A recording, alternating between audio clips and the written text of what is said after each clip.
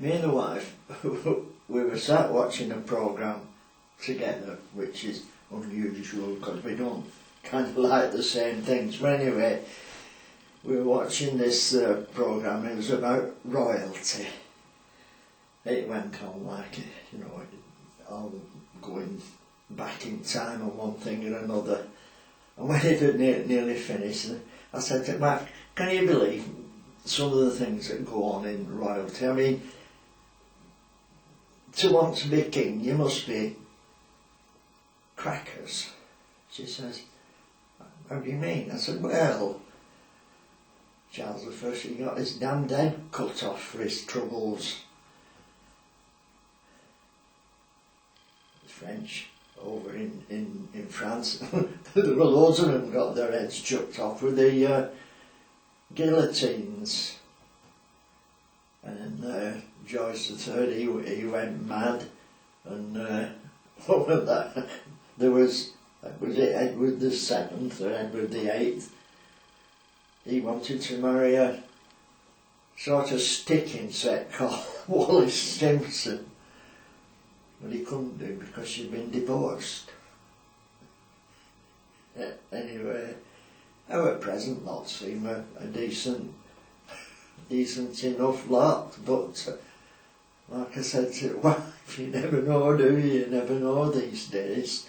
And anyway, I said, you know, when you think about it, Henry VIII, he put himself about a bit procreation-wise, and then you've got all the others coming up to, say, Queen Victoria. Now, Queen Victoria, she had loads of kids. So, one way and another, there's bound to be lots of royal blood floating about here, there and everywhere. I could quite easily have some in my veins there. And you know, just as I said that, the sun came out and the whole room got flooded with sunlight. I said, "Why, did you see that? Did you see that?" She says, "See what?" I says, "Well, when I said I might have a bit of royal blood in my veins, the sun came out and we haven't had any sunshine for weeks." She says, "Well, what are you going to do about it? What if you were 113th in line for the throne? Would that make our Andrew, he's our eldest lad, he lives over in Canada now, God help him, would that make him 114th? I says, yeah, it would. Do you think I'd better write and tell him?" She said, "Shut up, you fool." And then she said, "What about our Sharon?" I said, "You can't call her Queen Sharon." She says, "You're forgetting. She's called Sharon Elizabeth." I said, "Oh, I associate she could be Queen Elizabeth what would it be Queen Elizabeth III, wouldn't she?" And anyway, wife says, "So, what are you going to do about this royal blood business if you had a bit of it?" I said, "Well, actually, since it came to mind, I've been thinking I might have a bit of royal blood from elsewhere."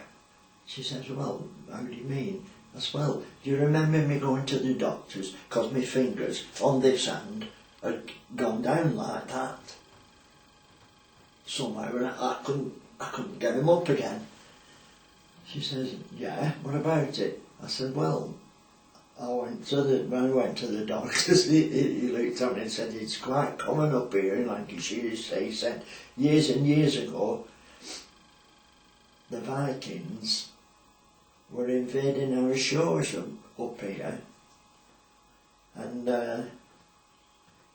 well, no doubt they put themselves about a bit. So this is called the Viking syndrome, because they spent so much time rowing the longboats about.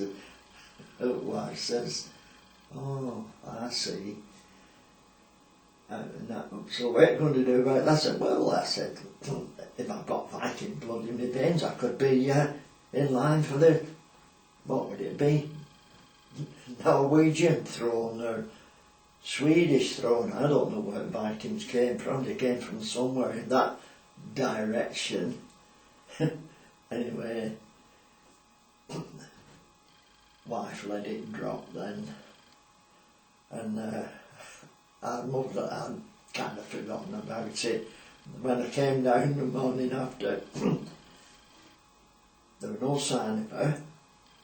The kitchen table were bare except for a plate in the middle with a bit of paper in it. And I picked it up and it was a note and it said, "The butler is on holiday. The cook is unwell. The maid has been sacked and I'm in bed with the footman. There's some bacon in the fridge, so your Royal Highness can get his own breakfast." I thought that shoved me a long way down any royalty ladder. Anyway, I got bacon out of the fridge and made myself a bacon butty with some HP sauce on it.